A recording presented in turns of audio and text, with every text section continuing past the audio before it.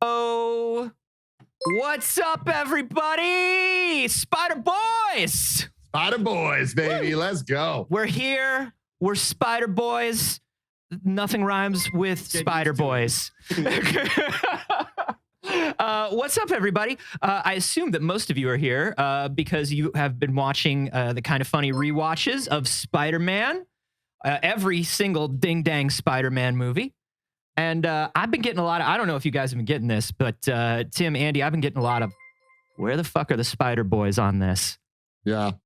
It's a tough balance, everybody, because here's the thing. It's like, we do this show over on youtube.com/kindoffunny called MCU in Review, where we rank, review, and recap all of the different MCU movies.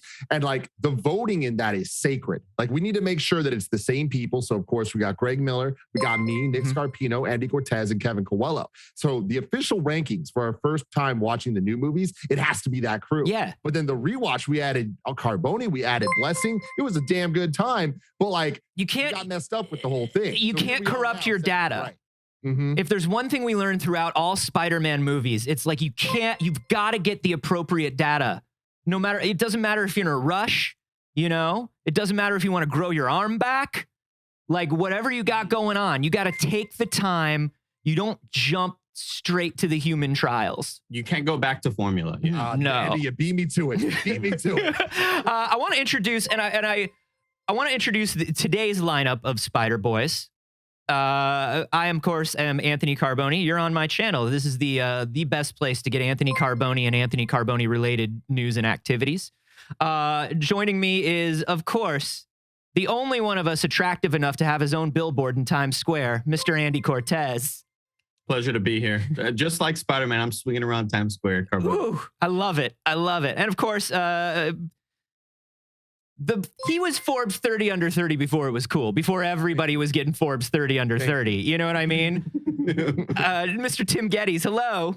Thank you so much for having me. I cannot talk about this movie enough. And I love that the Spider-Boyz are growing. I love that it started with just like 4 or 5 of us. And now our numbers are in the dozens, it feels like. But we inducted Greg Miller into the Spider-Boyz. He was very left out when we took our picture at the theater. Because I love that Carboni flew up to San Francisco to watch this movie with us in the theater and then immediately left. I invited him to our holiday dinner after. We were going to have a great old time. He's like, nah, man, I got to go. I'm like, okay. My plan was to stay. My plan was to stay. Well, I want to get more into that, but I like the idea of inducting people into the Spider-Boyz. Let's not think of the Spider-Boyz as like a Fantastic Four or something like that, where the membership is pretty set in stone. I want to think of the Spider-Boyz as like your Avengers, your X-Men. Ever evolving. Anyone can wear the mask. Anyone can wear the mask, baby. And we have invited a new Spider-Boy, my co-host, every Monday, Wednesday, and Friday on Pixel Circus's It's Too Early. Miss Sage Ryan, hello. I'd like to say that I think I'm the second best place to get Anthony Carboni and Anthony Carboni-related news. That's true. I think that's probably the case. My various channels. Yeah, Monday, Wednesday, and Friday for sure, but definitely most of the time, yeah. Most of the time, I can tell them what's going on. If you need to know what's going on with me, just ask Sage. She usually knows. Yeah. well, Sage, welcome to the Spider-Boyz. It's a privilege to have you. Thank you. I'm very happy to be here because I also cannot shut up about this movie. And I have so many friends that have not seen it yet. So I just have to look at them and go, what are you doing with your life? And I only have one friend that has not seen this movie. Only one friend. And it is my best friend in the entire world. His name's Curran. And the reason he hasn't seen it is probably the only reason that matters. And that is as of legitimately 12 hours ago from right now, he had a baby. And the fact that my best friend had a baby is the scariest thing in my life. This little thing is adorable, and none of this makes sense. Don't they keep the baby in the hospital for like 12 hours? That's what I'm saying. I invited him to the movie every single damn time I saw it, which at this point it feels countless. And he's like, "Oh, I'm busy in case it comes out." I'm like, "It's Spider-Man, No Way Home, dude." I mean, yeah. So I mean, that's why when you were like, "Hey, man, I don't want to make it weird or anything. I don't know what your plans are. Like, this is a big thing. But if you wanted to come up and see the movie with us," I was like, "Tell me when. I'm going to book a flight right now." Because all right. Not only have we done 8 weeks of just talking about Spider-Man together, I've done an entire lifetime of talking about Spider-Man. And this movie really made me realize, like, when we got to the end of it, I was like, hey, wait a minute. I've been watching Spider-Man movies for half my life, and I didn't realize it. Spider-Man movies. And so, like, seeing this movie with y'all was very important to me because, I mean, damn. That's my entire life. I loved hearing your laugh. I loved hearing everybody giggling. It was such a communal experience. And look, I know people got opinions on like cheering in theaters. I'm not always 100% into it unless it's like a movie like this. And especially if the cheering stops really quickly. Yeah. And the cheering stopped really quickly in our theater, but it popped off when it needed to. And it was just like, I'm crying for all sorts of different reasons, for all sorts of different emotions. This movie was so good to be there with you all and walk out of the theater and we're all happy. And it would have been even better if Carboni joined us for our dinner. I know. I had this thing. I was like, I'm flying up and I was gonna stay overnight. And then I got a call that was like, you gotta come into the studio and record this thing on Friday morning. And I was like, shit, okay. And I was like doing math in my head and I was like, what can I do? And like, I was like, could I just doing so much math, Carboni, that we were at the movie theater before anybody else got there and you said, hey, how long's this movie? Because I got a flight tonight. Yeah. So I was like, can I get the earliest flight out tomorrow and still get, and my director was like, don't do this. Let me see if we can reschedule. And then at that point, I had already scheduled flights. So I had to leave. But it was good to see it with y'all. It was a bummer not to be able to sit and talk about it afterwards. I want to say that most of my laughing was for the Moonfall trailer and not the actual Spider-Man film. Does that make sense? I didn't see that, unfortunately. Man, getting popcorn. Oh my God, that movie. Welcome to the Moonfall podcast, everybody. We tricked you all. Well, we're going to talk about Moonfall and how this movie exists why did this happen? How did this happen? How are we supposed to feel about it? Well, I need to know, is it in the same universe as Geostorm? It can't be. It's got to be. Wait, that's two very different. I just can't believe in a universe where the Geostorm has already happened, the Moonfall is already going to happen too? Crazy, man. Welcome to the multiverse. Josh Gad is in this, and he's really low on the billing. What's going on with this? You put Josh Gad in your movie, he's got to be like top 5 actors, and this dude is like way down the list, below the likes of Michael Pena. Now, Michael Pena's got that Ant-Man. They got the Game of Thrones guy also. Yeah. That guy. Samuel You know the one. Oh, yeah. I was caught off guard seeing him speak the way he was. I was like, okay, I'm watching this Moonfall movie. Kodoroku said, first we're going to talk about Moonfall, and then we're going to talk about Jared Leto's Morbius. Yeah. That's all we're going to talk about. That's the stream. We do want to say, I mean, it is in the title. I think we've made this perfectly clear, but this is a spoiler cast. There will be spoilers. We will be talking about specifics in this film. If you have not seen it and you do not want to be spoiled, run away now. Subscribe and then run away now. Come back later. Give me $5 and fuck off. You can also, I saw somebody ask in chat, you can also talk about spoilers in chat. This is a spoiler zone. I feel like we're all in the same place where everybody in the world is like, why hasn't everybody in my life seen No Way Home so I can talk about it? We're your place to talk about it. Mm-hmm. So let's fucking talk about it. First of all, Sage, if you had to give like your overall, like, how'd you walk away feeling? Okay, yeah. I felt incredible. I think I was extremely amped by progress in hero films that make me feel something, I think is the best way to describe that. I was really, really excited to see things come together that I wanted to like so much and finally get to truly, truly like them. I've always been a Spider-Man fan, but like Anthony, you and I talked a lot about how like the Tobey Maguire films, they don't make me feel so good. He makes me a little uncomfortable. I don't want to hang out with him. Yeah. I don't want that. So like to be able to walk out of that film and see these characters that have meant so much to me, like hit the place that I felt like they should be and they deserved to be represented as, was incredible. And also, I left very, very excited for Doctor Strange. Yeah. Yeah. I feel, yeah. Like, oh, we're on a good stride. Okay, we're moving. I think Endgame, at that point, it felt like this closing of a chapter that you're like, okay, I did this for this long. Now what? And now it feels like, what else do you want from me, Marvel? Yeah. Right? Where do we go? Yeah, I mean, that's the thing. From here? That's the thing, right, Andy? Is like I feel like for me too, I was like, all right, Endgame's over. I mean, a lot of the $20 million men and women are going to take off because they've made their money, they've done their time, and they're feeling good about where they ended their characters. Is it all like Quasar from here on out? Like what are we doing? And but this, I feel like this movie really did make me feel like, oh, there's more. Not only are there more stories to be told, there's like more endings that I've been craving. I don't know. How did you feel when you walked out of it? I felt the same way that I felt after Endgame, which is just this sort of sigh of relief. I can't believe they did it.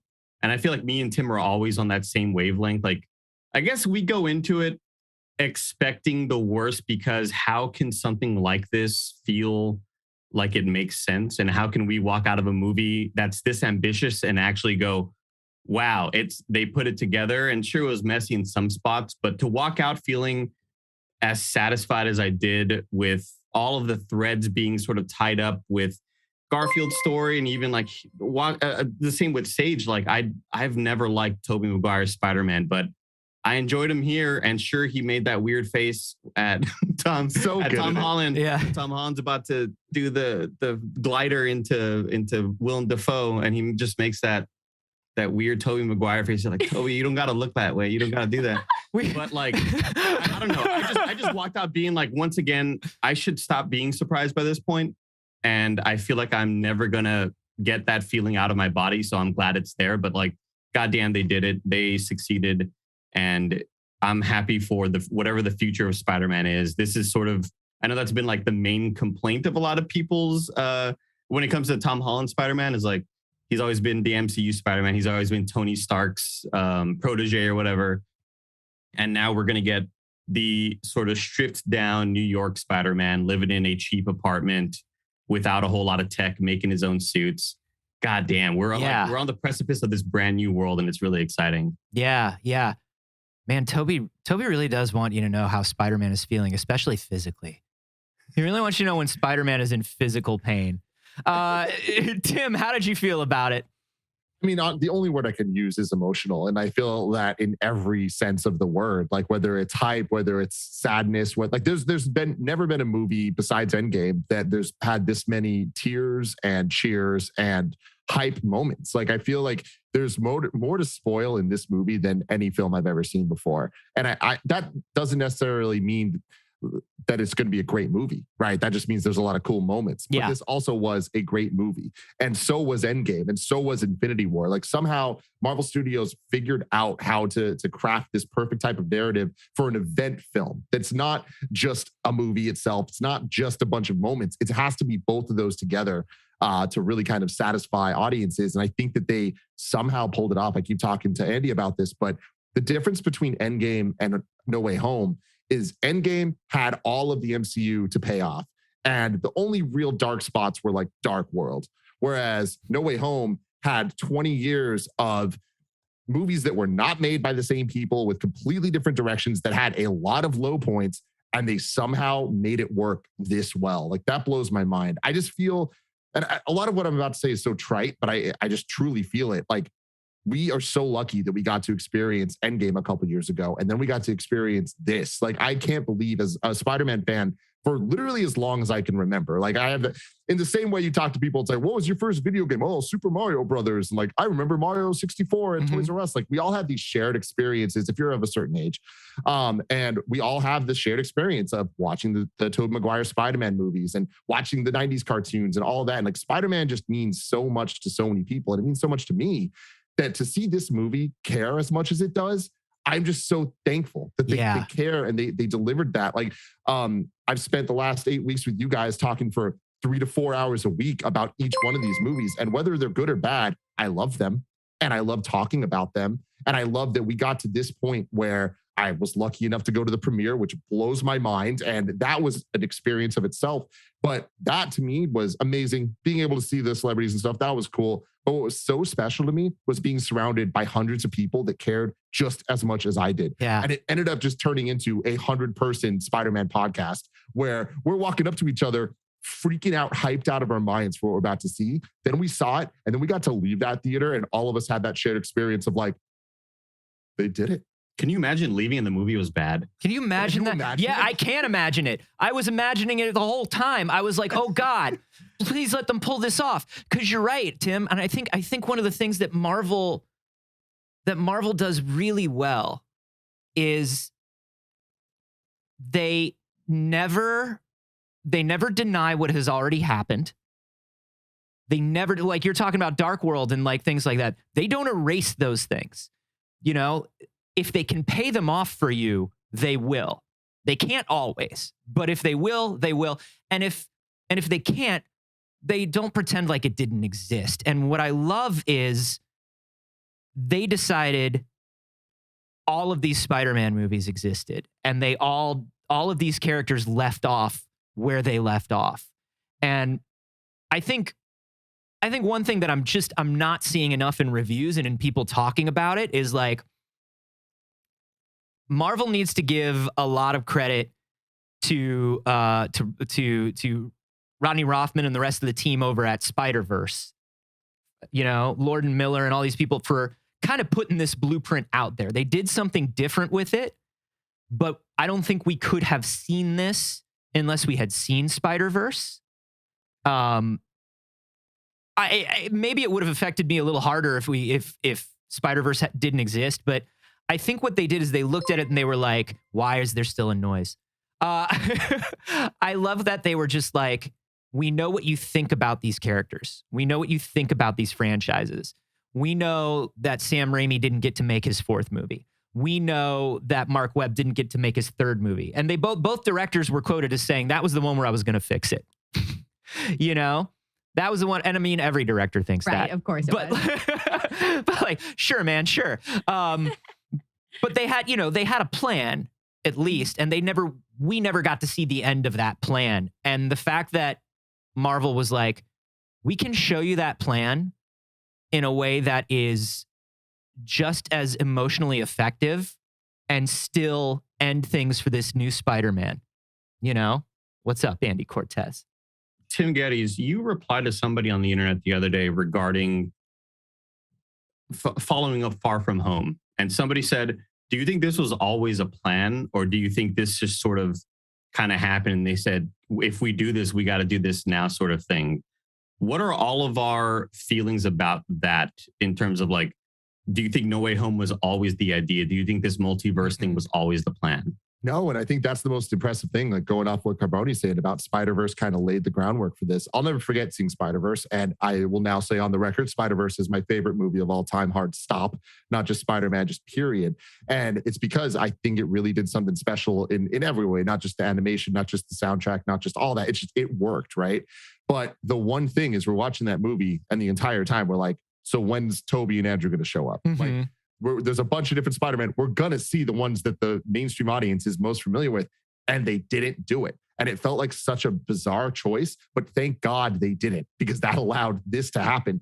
The fact that this movie happened within 2-3 years of Spider-Verse happening is unbelievable. And it, to me, is proof that this all did come together last minute. Yeah. I very much think that Craven was supposed to be the bad guy in No Way Home. I think that J. Jonah Jameson was going to work with the Alistair Smythe type stuff, get the Spider Slayers involved, like to hunt him down and all that. Yeah.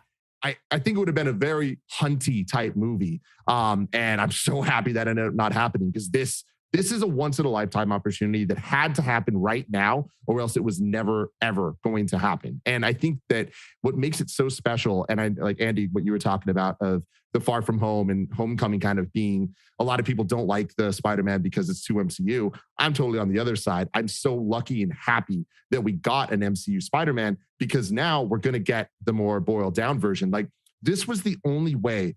And I saw a GIF going around on Twitter today, and I'm just like, good Lord. For this to all happen and get Andrew and get Toby and get Tom all in a movie this good, and also get a scene where Spider-Man is in the Iron Spider suit holding the Infinity Gauntlet whipped on to Mjolnir as it flies in the final Endgame battle. He had to be fully MCU for that to happen. We got that shit. What the hell? Well, and Sage and I talked about this. There's something to having, when you think about 20 years, and you think about how we kept getting, why? When you think about how we keep getting Spider-Man origin stories. You can blame Zach Ryan for that one. Yeah, I do blame Zach Ryan for that one. We keep getting Spider-Man origin stories, right? And we became sort of like, people got fatigued. You know, by the time Spider-Verse came out, people were like, I swear, if I see one more Spider-Man like origin story, I'm going to lose my mind. But something that Sage and I were talking about is, out of all those 20 years, Tom Holland, this MCU Spider-Man, is the first Spider-Man we ever got to see happy. Yep. And that was really special. And it made so many of the difficulties such a better contrast of someone who wasn't miserable, somebody who cared so much and had the capacity to care more because he wasn't miserable.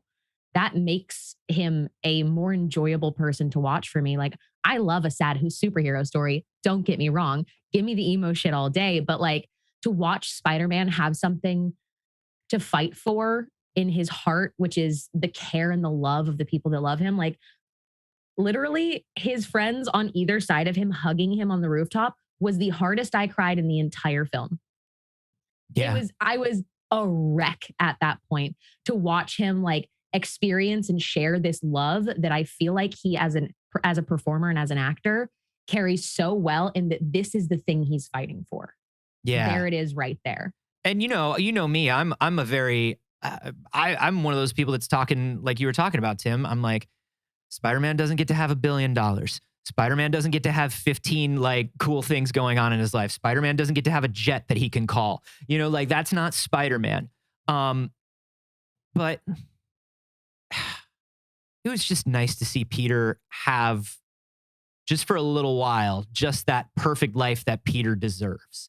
And it's a safety net almost. Yeah. And just have a support system, right? Like, one of the things that affected me so much in this film, you want to talk about the scene that made me just the most emotional. You know, Tobey Maguire's Spider-Man he was one of the reasons he was such like a weird narcissist, strange guy is because he lived in a weird narcissist, strange world. And he never had a real friend. And I think the closest thing he ever had to a real friend was Otto Octavius. That scene of them at the dinner table in Spider-Man 2, when Peter's being praised for how intelligent he is and talking about love with somebody who wants to help him find love and all this. That's the only human moment with another human that Spider-Man really got to have. And so when they're on the Statue of Liberty and Otto sees 2002 and looks at him and goes, "Oh, my dear boy, you're all grown up. How have you been?" I was like, oh God. And then when Peter looks at him, and this is the other big thing that we need to get into right now, is the brilliance that they had with ending the stories of the other two Spider-Men. For Tobey Maguire's, for the 2002 Spider-Man to look at him and go, trying to be better. I'm trying to be better. And you know, Tobey Maguire has had a history with alcoholism. He had a gambling addiction. He's had a lot of stuff. And one of the things that I found so interesting when I watched Tobey Maguire play this part again is he was playing Spider-Man as a guy who was in recovery. He was playing Spider-Man as a guy who was in therapy and was working through his issues, but his issues were being Spider-Man. His issues were, I was too narcissistic. I let people die. I was driven too much by anger. I wasn't able to show my feelings. And these are all things that we had problems with.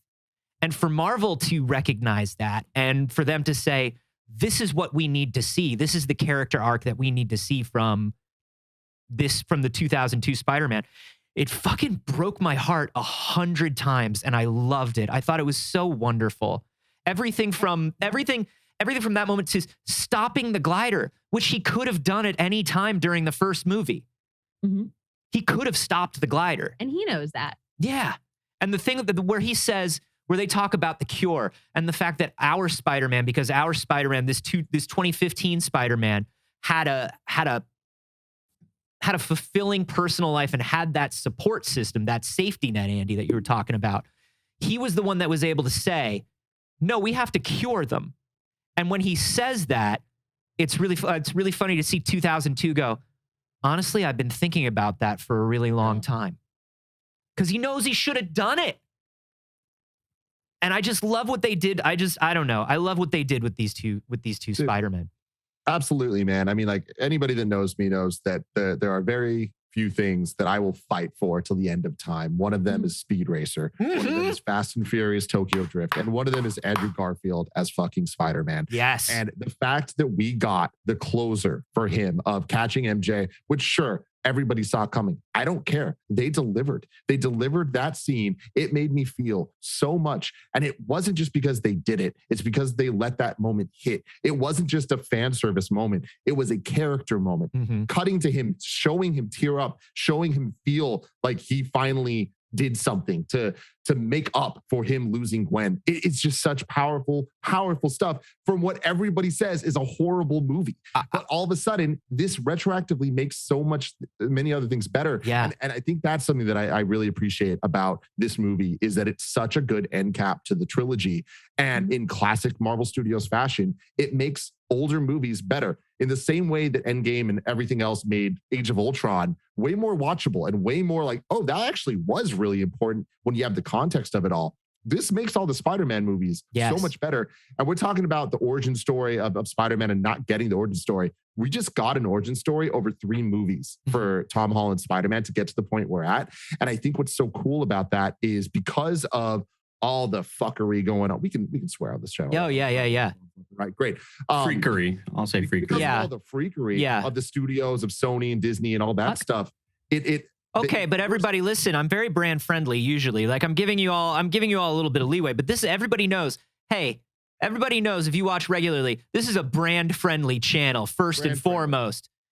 There you go. Fuck everything but being brand friendly. But because of the deals, they were required to do a Spider-Man movie every 2 years, which meant we have gotten more Spider-Man movies than we've gotten anything else, MCU or otherwise. And it's crazy to think we have an Iron Man trilogy. We're about to get a 4th Thor, but we got 3, and with the pandemic, it kind of messed things up, but we got 3 MCU Spider-Man movies every 2 years, in addition to Infinity War, Civil War, and Endgame. Yeah. So we've gotten so much of this character, and I feel like the episodic movie storytelling has allowed that to kind of feel more like a really good TV show for this arc for Tom Holland. So us seeing the end of this movie is so incredibly exciting. And I know some people could look at it and be like, oh, it just totally erases what was already built. I disagree with that so hard. It allows all of that stuff to matter to him, to then motivate him in the same way that we loved Peter Parker and Spider-Man being motivated by Uncle Ben and all that, which how many times can we hear that story? I feel like this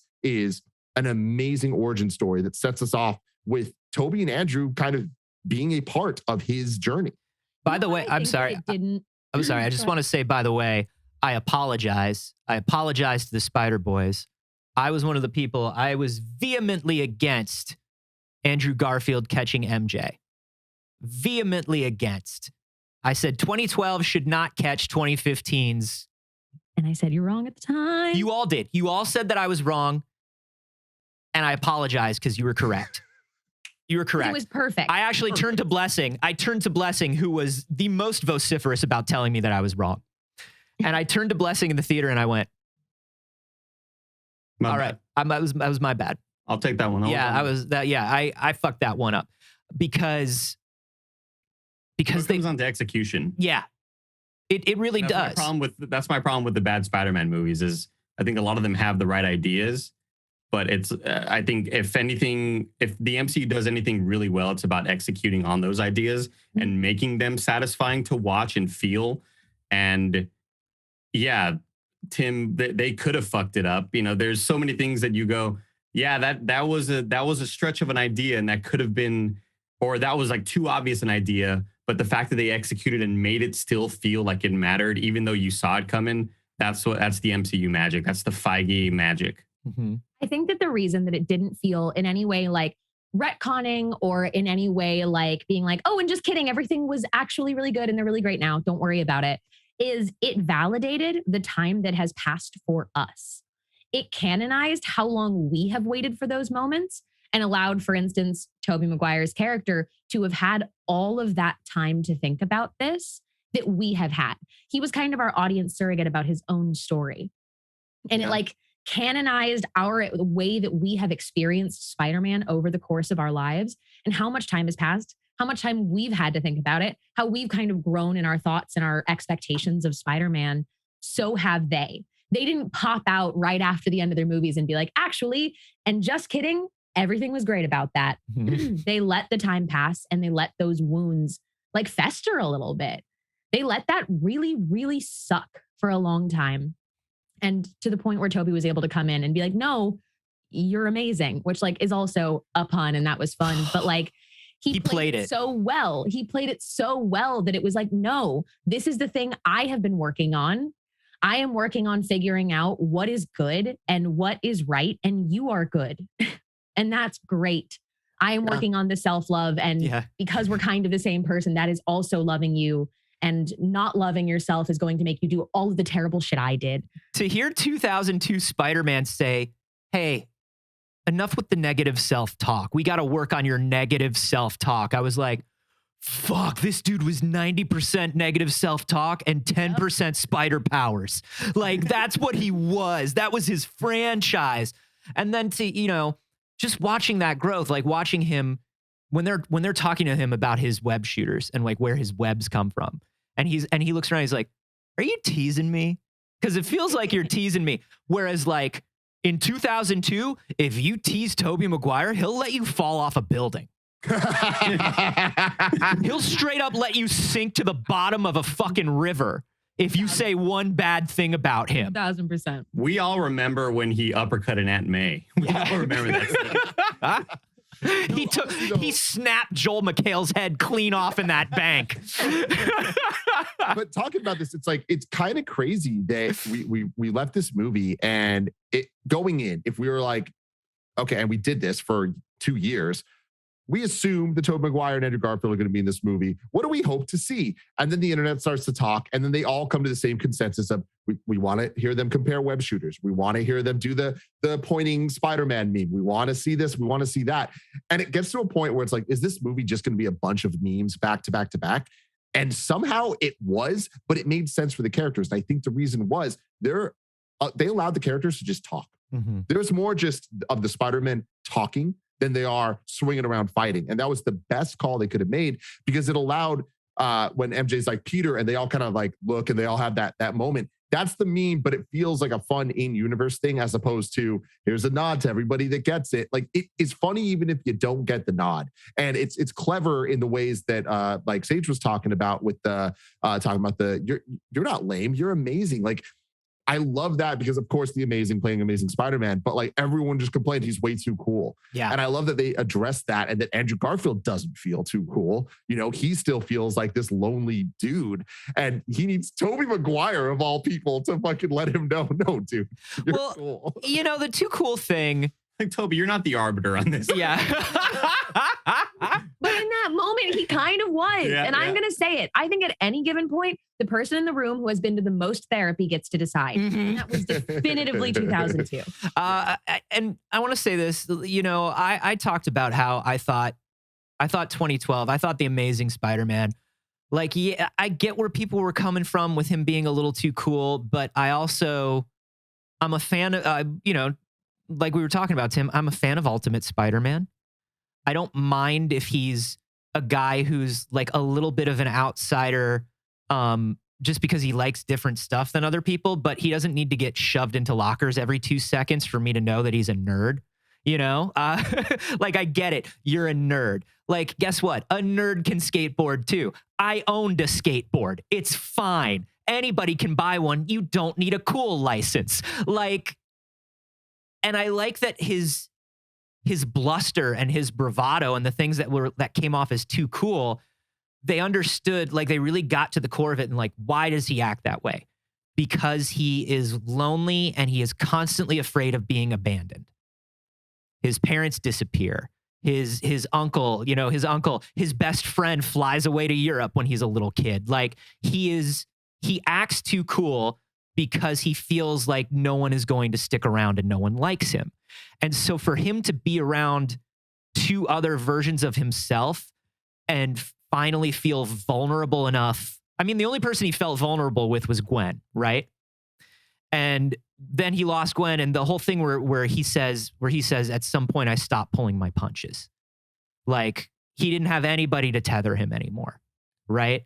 Even like we can assume that Sally Field is working too many jobs and going to too many colleges. 100%. She's in 13 colleges and working at 14 hospitals at the same time. She doesn't have time for this shit. So I feel like for him to finally open the whole thing of him being like, I love you guys, and I always wanted brothers, and that whole "you're amazing" thing where he goes, will you say it? Will you say? He's like, no, I can't, but thank you. I need to hear it. I'm taking it in. Like, I just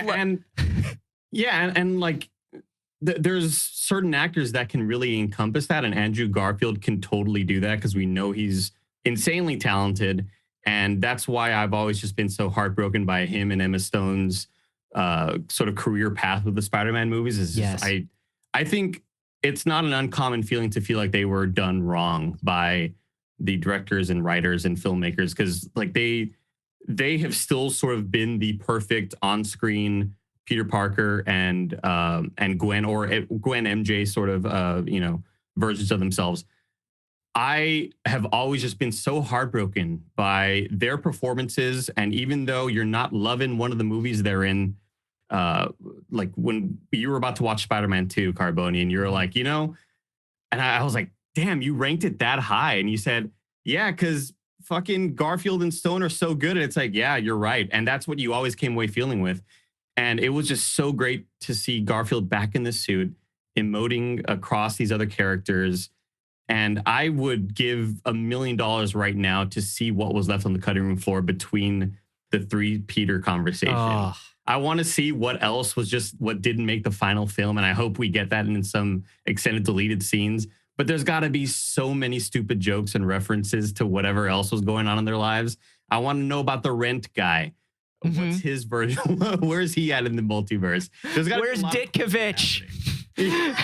Show me justice for Ditkovich. Where's the butler? What's his name? Bernard. The greatest actor ever. Speaking of Easter eggs, this is like two fun things. I've been, of course, watching every Easter egg breakdown video I could possibly find. And Hard same. New Rockstars one, which is incredible. And two things they brought up that I think are really cool. One of them is the actress that plays Morgan Stark was supposed to be in the movie, but ended up not making the final cut. But it seems like it was going to be a picture that Happy was looking at. Like when Sandman was in the apartment, like looking at the pictures. I think she was supposed to be in one of those, but they ended up cutting that. But the other thing that wasn't cut is there's an Easter egg of Liz Allen in the movie. Yo! She's on People magazine when they're walking by, and it's her face on People's magazine with a quote saying, "He's a liar." Whoa. Yeah. This is so cool. That's cool. Yeah, because like when I saw that Easter egg, I was like, whoa, of course Liz Allen's mad. Like Liz Allen hates Peter. He flaked on all their dates and like was potentially the guy who killed her father or put her father in prison. Yeah. Like, yeah, that's good. That's good. The way they layer all this stuff in, and this was such a huge, above and beyond the Spider-Men's, all these cats. Oh, Philian in the live studio audience here is saying, I like that they managed to get the line "Go get 'em, Tiger" in there, and it's because the Midtown High School mascot are the Tigers, and so Betty didn't like that, and so Betty Brant got to say "Go get 'em, Tiger," and I was like, well, that's not a Betty Brant line. Yeah. So like that was getting a little too forced. ahead of where they were at. Like I didn't want that because I wanted it to mean something one day. But at this point, I don't know what it would mean, or if they just decided, no, we're not doing it. I think them calling MJ Watson and calling out this movie, I think was a really good call for them to be like, this is Mary Jane. We're not going to get another Mary Jane in the future. Like, this is that character in this world. Well, and it's a tough call. And I actually think it's a good thing they made it. And her response to that, in this movie. yeah, she was so good. Her response to that, where it's like Michelle Jones Watson, she goes like, I don't use the Watson. And you're like, oh yeah, we know why. Oh, your father's terrible. We've seen it a million times that your father's terrible. God, she is such a good MJ. And I am so ecstatic with the choices that they made with this character of her not being a damsel in distress and her not just like being there to move Peter's story along. She's just a whole ass human that for the most part is kind of doing her own thing. And she's so good at it.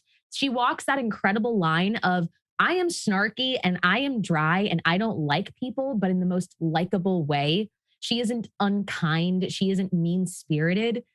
She is absolutely delightful. And I am so, so happy to see that, because I also think that like it balances out Peter in such an interesting way that we have not seen before. Yeah. There were just people there to like feed into Peter's strength, and that was it. And this, to some extent, had to be a grounding point for him. And not only being there, Sage, to be like, in that one sequence, hey, I want to help. Don't go do that shit on your own. Let us know. We can help you. And we he can takes it. We can be the people in the chair for you. And I love that sequence. God, and most superheroes are like, no. Well, even Spider-Man. And then the woman gets killed every time. Even Andrew Garfield. This is my responsibility. You will get caught up in it, but I won't let you help. Yeah, Amazing Spider-Man 2, when like he does it in a really funny way, but when he webs her to the hood of the car, you know, because she's like, I'm coming too. And it was a cute way to do it, but it was still like, I don't know, man. The support system is everything to this version of Peter. And so the fact that he never denies his support system throughout this whole thing is really huge. We so didn't need that. We didn't need them falling apart. No. Oh, Ugh. totally. I'm so on board with that. And I do love, though, the sort of characterization change from Homecoming, where MJ, like if you watch MJ in Homecoming and MJ here in No Way Home, you'd think she's playing two different characters. Like if you just saw her speaking on screen with no context, you would think they were two different characters. Because in part one, she is just this extremely deadpanned sort of Walls I up. don't care about anything else around here, and I'm just sort of here to be this fly on the wall observing you all normies, you know. And I do love that sort of characterization change, and more of that is, I think it's showing her, I think a way to sort of excuse it in a way is like, yeah, she's becoming more comfortable with herself around Peter Parker. She they feels are a safe couple. around someone. Yeah, totally. And Ned. But it also just makes the character, I think, a lot more enjoyable to watch. And not only seeing her on screen, but just Zendaya playing that character was so great. And in those moments of fragility being around Peter, goddamn, they were so great acting opposite each other. And I really appreciated those sequences. I think there's something to be said about John Watts being kind of a comedy director and wanting to do these as sort of like teen comedies that really helps. Because there's such a huge thing in comedy and in theater where it's like, it's always better to watch two characters agree than it is to watch two characters disagree. Like we think all the good drama comes from two characters fighting all the time. But there are already enough things in Spider-Man's life to fight, you know, and watching these characters fight for another 3 movies just would have been, let them date and